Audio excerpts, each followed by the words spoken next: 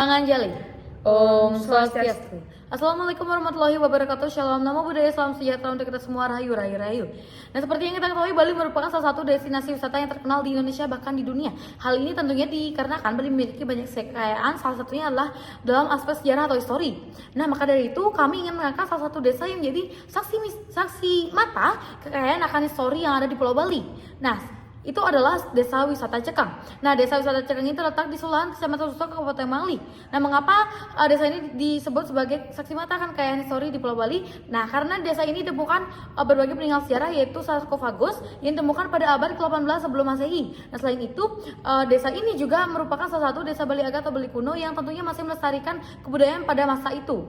Nah, hal ini bisa kita buktikan dengan konsep pemukiman warga yang masih menggunakan pola tradisional. Tentunya hal ini dapat menjadi suatu bahan edukasi bagi wisatawan yang akan berkunjung nantinya. Maka dari itu, saya Kadaria Pramsi Dewi dan Dwi Putri Kiana mengambil topik permasalahan dengan judul Strategi Pengembangan Peninggalan Sejarah Desa Wisata Cekang Kabupaten Bali sebagai Desa Wisata Edukasi Sejarah. Nah, dalam hal ini kami mendapatkan beberapa rumusan masalah. Yang pertama, bagaimana histori atau sejarah dari peninggalan sejarah yang ada di Desa Cekang sebagai Desa Wisata Edukasi Sejarah. Yang kedua, bagaimana potensi peninggalan sejarah yang ada di Desa Wisata Cekang Kabupaten Bali sebagai Desa Wisata Edukasi Sejarah. Dan juga yang ketiga, bagaimana strategi pengembangan peninggalan sejarah yang ada Desa Cekang Kabupaten Bali sebagai Desa Wisata Edukasi Sejarah.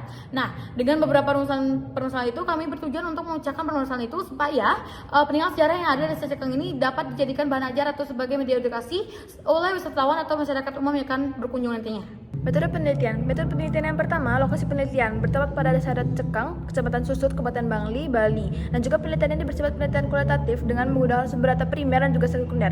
Primer, observasi, wawancara, dan juga dokumentasi, dan juga data sekunder, yaitu dari jurnal, buku-buku, atau website lainnya. Dan juga kami menggunakan sebuah analisa, yaitu analisa SWOT, Strength, Weakness, Opportunity, dan Threats. Strength berarti kekuatan, weakness kelemahan, opportunities peluang, threats artinya ancaman. Kami lanjutkan kepada hasil pembahasan. Hasil pembahasan pertama yaitu histori atau sejarah dari Desa Cekang. Desa Cekang menemukan 3 sarkofagus. Satunya adalah berpusat dan juga 2 lainnya ditemukan di peninggalan warga, di mana 1 lainnya ditemukan dalam keadaan pecah. Nah, sarkofagus ini ditemukan pada saat 18 Masehi, sebelum Masehi, di mana ditemukan oleh pada saat kerajaan Uturenggong. Nah, di sana pada saat itu para warga sedang mencangkul dan menemukan sebuah benda keras di bawah tanah. Dibawa ke Puri Susut lalu dijadikan kandang ayam oleh sebuah raja. Di mana ketika dijadikan kandang ayam, semua ayam yang diadu semuanya kalah dan juga dikembalikan lagi sarkofagus tersebut ke tempat asalnya, yaitu Desa Cekang. Hasil pembahasan yang kedua yaitu potensi Desa Cekang. Yang pertama adalah peninggalan sejarah berpusarkofagus. Yang kedua yaitu Desa Cekang masih mengimplementasikan Bali Aga atau Bali kuno.